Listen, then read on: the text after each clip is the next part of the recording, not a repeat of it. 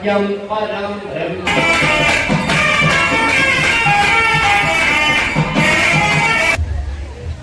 எந்த காலத்திலையும் ரதோற்சவம் என்ற ஒரு விடயம் இங்கே நடைபெறவில்லை. அலங்கார திருவிழா கடந்த 60 வருடங்களாக நடைபெற்றிருக்கிறது. ஆனால் ரதோற்சவம் கொடியேறி பிரம்மோற்சவம் என்று சொல்லப்படுகின்ற கொடியேற்ற உற்சவத்துடன் கூடிய ரதோற்சவமானது இந்த முறைதான் முதல் முறையாக நடைபெற்று வருவது எங்களுடைய ஆலய வரலாற்றிலே ஒரு முக்கியமான விடயம்.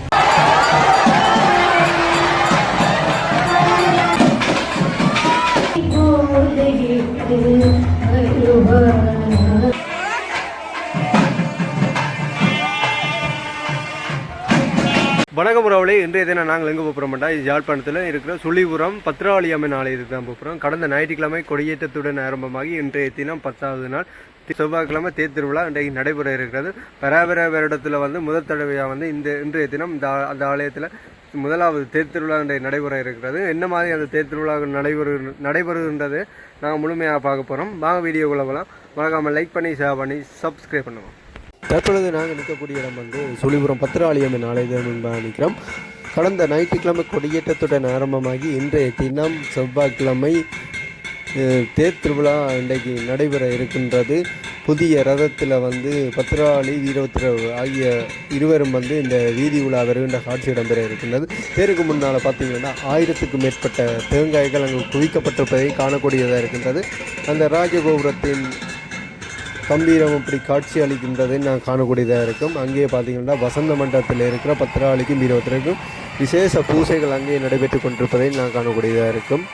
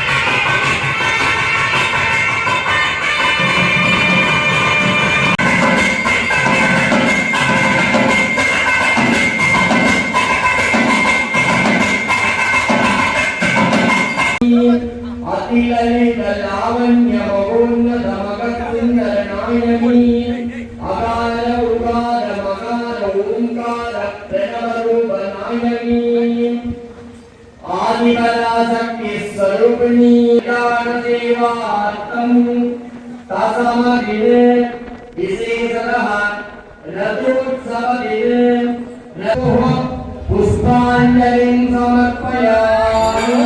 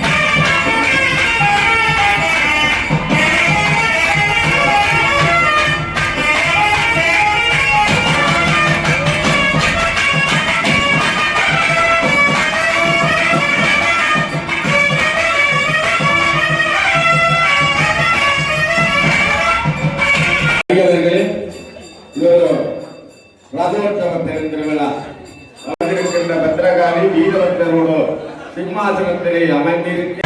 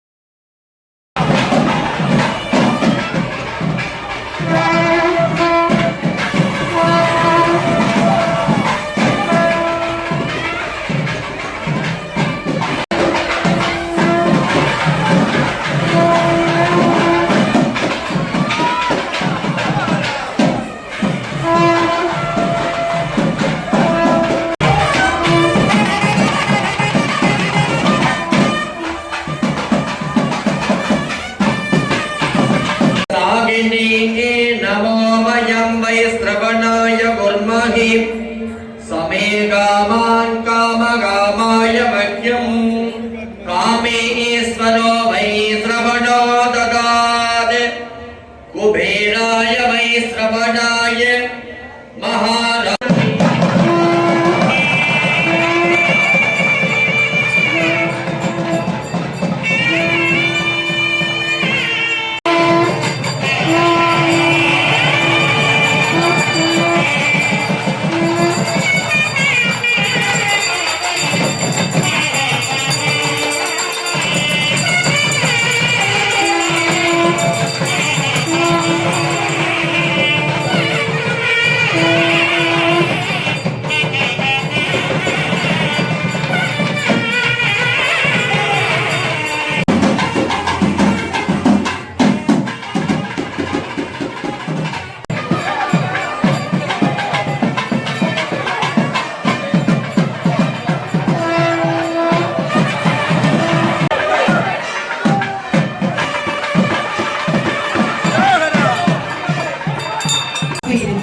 அதிலும் குறிப்பாக இன்றைய தினம் அம்பிகை துஷ்ட நிகிரகம் சிஷ்ட பரிபாலனம் என்று சொல்லக்கூடிய இரண்டினை மேற்கொள்ள இருக்கிறாள். தீயவற்றை எல்லாம் ஆன்மாக்களை பிடித்திருக்கக்கூடிய ஆணவ கண்ண மாயா மரங்களை எல்லாவற்றையும் அழித்து அறிவுகளை காத்த பொறுத்து ரதோற்சவம் காண்பது எங்களுடைய மனங்களை குறிக்கிறது. எவ்வாறு பூக்கள் எல்லாம் பல்வேறுபட்ட நிறங்களை பல மனங்களை கொண்டிருக்கிறது, அதுபோன்ற இந்த எங்களுடைய மனதையும் அம்மையப்பருக்கு அர்ப்பணம் செய்யக்கூடிய மாதிரி இந்த பூமாலைகள் அணிவிக்கக்கூடிய அந்த அற்புதமான காட்சியை இந்த துளிபுறப்பதியிலே நாங்கள் முதல் முறையாக இந்த அம்பிகையுடைய ஆலயத்திலே கண்டு கொண்டிருக்கக்கூடிய பாக்கியத்தை பெற்றிருக்கின்றோம். எல்லா இடங்களிலும் இருந்தும் அன்னையுடைய ஆலயத்தை நாடி எங்களை அளித்த பொருட்டு அந்த ரதவல்லாரை ஆடி அசைந்து அந்த காட்சிகளை பார்த்து அம்பிகைக்கும் அப்பனுக்கும் கனகாபிஷேகம் என்று சொல்லக்கூடிய அந்த அற்புதமான காட்சி. கனகாபிஷேகம் அந்த நாணயங்களினாலே கனத்தினாலே அபிஷேகம் செய்யக்கூடிய காட்சியை நாங்கள் பார்த்திருக்கோம். இப்பொழுது புஷ்பான் அம்பிகைக்கும் அப்பனுக்கும் இடம் பெற்று அந்த சுகந்த தண்ணீரானது தூங்கப்படுகிறது. அதர்மம் 3 காலையே நின்று நர்த்தனம் புரியக்கூடிய கலியுகத்திலே அம்பிகை தீமைகளை அழிப்பதற்கு கலி துன்பத்தை நீக்குவது.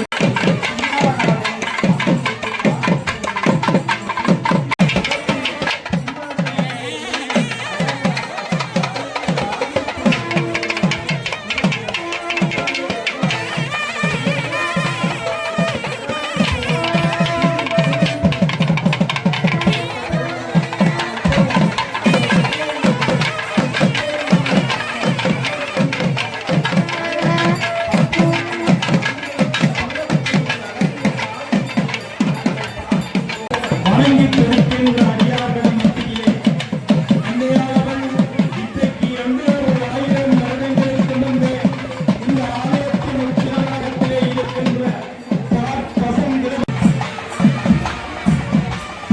அம்பிகை அடியார்களே, சுழிபுரம் பத்திரகாளி அம்மன் தேவஸ்தானத்தினுடைய முதலாவது மகோத்சவம் இன்று சிறப்பாக நடைபெற்றுக் கொண்டிருக்கிறது. அந்த வகையிலே எவர் ஆலயத்திற்கும் என்று சொல்லி எவர்கள் இருப்பார்கள். அந்த வகையிலே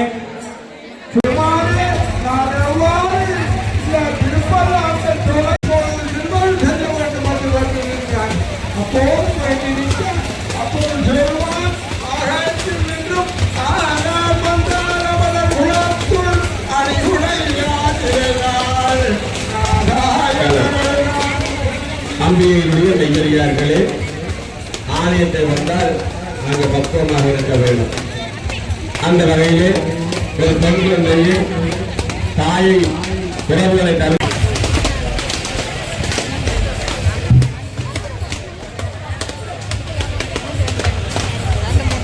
தசாதா என்ற ஒரு பெண் குழந்தை வழங்கக்கூடியவர் வாழ்த்தை பெறக்கூடியவரை விட தகுதியானவராக இருக்க வேண்டும். அந்த வகையிலே பார்த்தால் திருப்பல்லாண்டு பாடி இறைவனை வாழ்த்தக்கூடிய தகுதி யாருக்குமே இல்லை. பிறகு எதற்காக கூடிய முப்புறத்து அசுரர்கள் பொன்வெள்ளி இருப்பு என்று சொல்லக்கூடிய 3 கோட்டைகளை அமைத்து வாழ்ந்தார்கள். அந்த முப்புறத்து அசுரர்களையும் திரிபுரத்து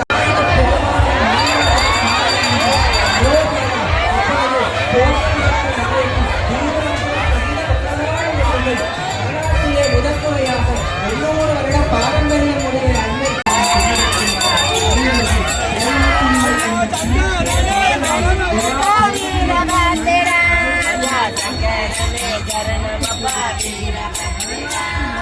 சரணம் சரணம் அப்பா வீரபத்திரா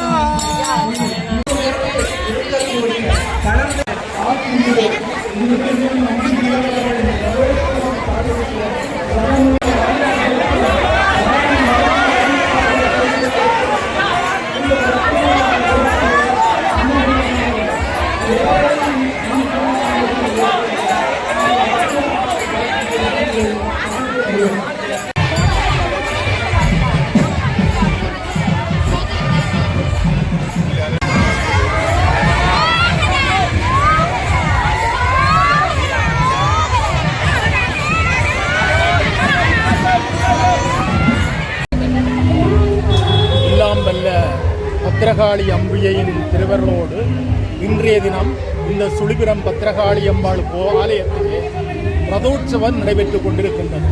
இந்த ரதோற்சவ பெருவிழாவானது இன்றைக்கு இந்த ஆலயத்தின் 800 வருட கால வரலாற்றிலே இன்றைக்கு தான் முதலாவது தரமாக இந்த ரதோற்சவ விழாவானது நடைபெற்றுக் கொண்டு வருகின்றது. எங்களுடைய ஆலயத்தினுடைய அம்பாளின் உற்பவமானது உள்ளே இருக்கின்ற இந்த பால் கிழுவை மரம் அந்த பால் கிழுவை மரமானது 800 வருட பழமைக்குரியது. அது அப்படியே பட்டு திரும்ப தளர்த்து அது இன்றைக்கு நிற்கின்ற இந்த காலமானது 800 வருட பழமைக்குரியது. அப்படிப்பட்ட அந்த பழமையான அந்த விருட்சத்திலே அம்பாளுடைய உற்பவம் தோன்றி இன்றைக்கு 800 வருடங்களுக்கு மேல். நான் ஏற்கனவே சொன்னது போல இந்த இரண்டாம் பெராந்தக சோழன் என்று சொல்லி ஒரு சோழ மன்னன், அப்படியான மன்னர்கள் இந்த சுழிவிடப்பதியிலே ஆட்சி செய்திருக்கின்றார்கள். அதனால தான் தொல்லுலகும் போற்றும் சோழியபுரம் சுழிபுரம் என்று சொல்லுவார். இந்த சோழியபுரம் என்ற பெயர் வந்ததே சோழ மன்னர்களுடைய ஆட்சிக்கு உட்பட்ட பகுதியாக இந்த சுழிபிர பகுதி இருந்ததன் காரணமாக. அப்படிப்பட்ட ஒரு கால பின்னணியோடு தான் இந்த எங்களுடைய அம்பாள் ஆலயம் இங்கே உருவாகி இருக்கின்றது. இவ்வாறு உருவாகி இருந்த இந்த அம்பாளுடைய ஆலயத்தில் காலாதி காலமாக பொங்கலும் மடையும் பூசையும் தான் இங்கே நடைபெற்று வந்தது. இங்கே எந்த காலத்திலையும் ரதோற்சவம் என்ற ஒரு விடயம் இங்கே நடைபெறவில்லை. அலங்கார திருவிழா கடந்த 60 வருடங்களாக நடைபெற்றிருக்கிறது. ஆனால் ரதோற்சவம், கொடியேறி பிரம்மோற்சவம் என்று சொல்லப்படுகின்ற கொடியேற்ற உற்சவத்துடன் கூடிய ரதோற்சவமானது இந்த முறைதான் முதல் முறையாக நடைபெற்று வருவது எங்களுடைய ஆலய வரலாற்றிலே ஒரு முக்கியமான விடயம். அதுவும் இந்த முறை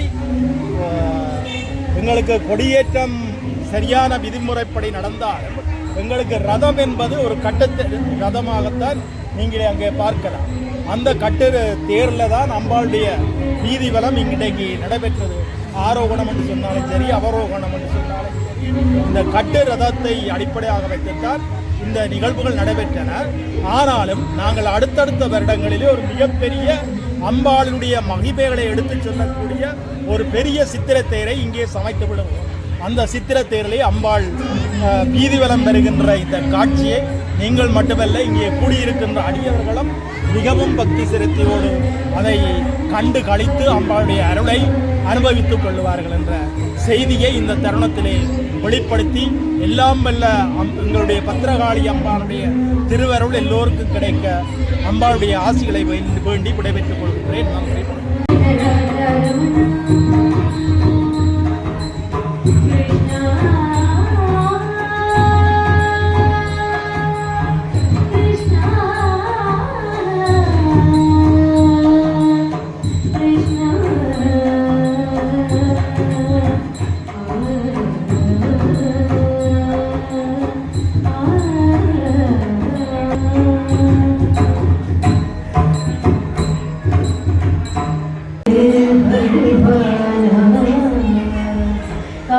மணி